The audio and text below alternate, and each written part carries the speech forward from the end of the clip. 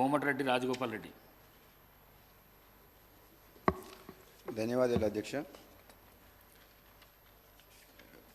నాకు ఒక important subject power మీద మాట్లాడే అవకాశం ఇచ్చినందుకు. అధ్యక్ష, మనందరికీ తెలుసు కరెంటు అనేది మన సొసైటీకి మనందరికి కూడా ఆక్సిజన్ లాంటిది. చాలా క్రిటికల్ ఇష్యూ. అటువంటి ప్రాముఖ్యత ఉన్న పవర్ సెక్టర్ని ఏ విధంగా మనము అంటే క్యాజువల్గా తీసుకోకుండా పవర్ సెక్టర్లో ఏదైనా నిర్ణయం తీసుకునేటప్పుడు ఎంతో ఆలోచించి నిర్ణయం చేస్తే తప్పితే మనము పవర్ ప్రొడ్యూస్ విషయంలో అయినా సరే, ప్రొక్యూర్మెంట్ విషయంలో సరే విద్యుత్ సంస్థలు బాధ్యతాయుతంగా చేస్తే సంస్థలు లాభాలు నడుస్తాయి, వినియోగదారులకు కూడా తక్కువ ధరకే మనము కరెంటు సరఫరా చేయొచ్చు. అధ్యక్ష, ముఖ్యంగా నిన్నగాక మొన్న సభలో కూడా దీని మీద చర్చ జరిగింది.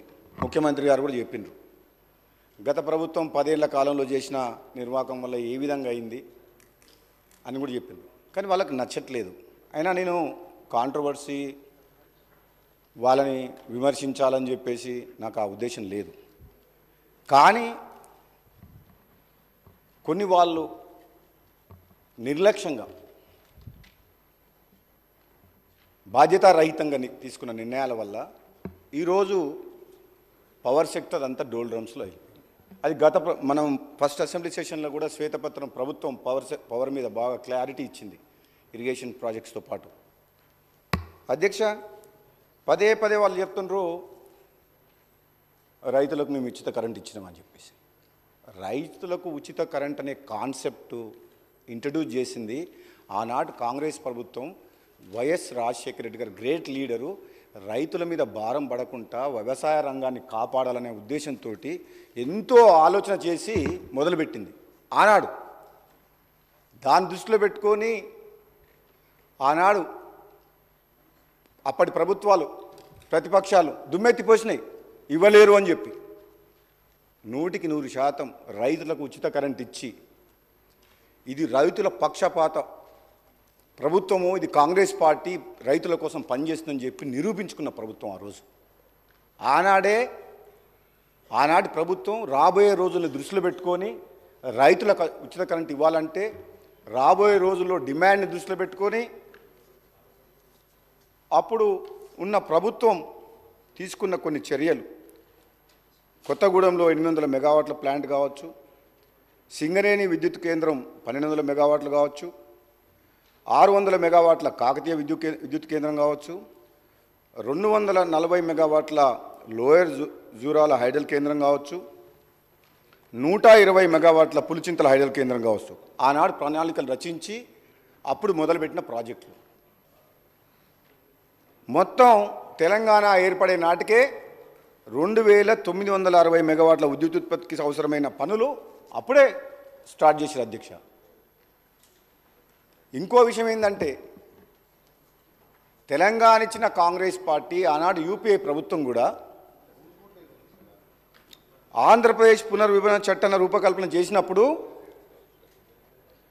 తెలంగాణ ఉద్యమంలో ఆత్మ బలిదానులు చేసుకున్న అమరుల కళను సాకారం చేయాలంటే రాష్ట్రం ఏర్పాటు అయితే జనాభా నిష్పత్తి ప్రకారం అయితే ఆస్తుల పంపకం విషయంలో 58.32% ఆంధ్రప్రదేశ్కు, 41.68 తెలంగాణకు. అదే విద్యుత్ ఉత్పత్తి విషయంలో రాష్ట్రం ఏర్పడిన నాటికి తెలంగాణలో సంక్షోభం ఏమన్నా విద్యుత్ రంగంలో రావచ్చని చెప్పి దృష్టిలో పెట్టుకొని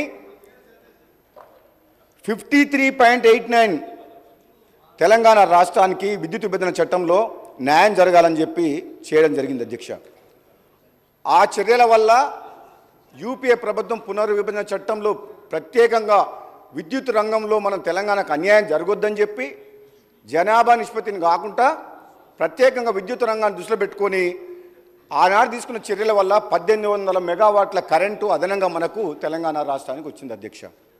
మరి ఇవన్నీ ఎంతో సెన్సిటివ్ ఇష్యూస్, ఎంత జాగ్రత్తగా తీసుకోవాల్సిన నిర్ణయాలు కాబట్టి ఆనాడు కాంగ్రెస్ ప్రభుత్వం అయినా యూపీఏ ప్రభుత్వం అయినా ముందు చూపుతోటి ఈ రైతుల ప్రయోజనాలను దృష్టిలో పెట్టుకొని నిర్ణయాలు తీసుకొని ముందుకు పోయింది అధ్యక్ష. ఈ తెలంగాణ రాష్ట్రంలో రైతులకు కరెంటు కష్టాలు లేకుండా కాపాడేందుకు ఆలోచన చేసిన విషయం అధ్యక్ష. అటువంటిది ఈరోజు అధ్యక్ష ప్రతిపక్షంలో ఉన్న నాయకులు, పెద్ద మనుషులు, ఇక్కడ నిర్ణయాలు తీసుకున్న పెద్ద మనిషి లేడు, హౌస్కు లీడర్ ఆఫ్ ద అపోజిషన్ అయితే లేడు. ముఖ్యమంత్రిగా నిర్ణయాలు తీసుకొని ఒక ఇంపార్టెంట్ సబ్జెక్ట్ మీద చర్చ నడిచినప్పుడు కనీసం లీడర్ ఆఫ్ ద ఆపోజిషన్ హౌస్లో ఉంటే ఆయన తీసుకున్న నిర్ణయం వల్ల జరిగిన నిర్వాహకం ఏ విధంగా జరిగింది, ప్రజలకు, వినియోగదారులకు, విద్యుత్ సంస్థలకు ఏ విధంగా నష్టం జరిగింది, ఈ నష్టాల ఊబిలోకి ఎందుకు నెట్టబయటపడ్డాయి ఈ విద్యుత్ సంస్థ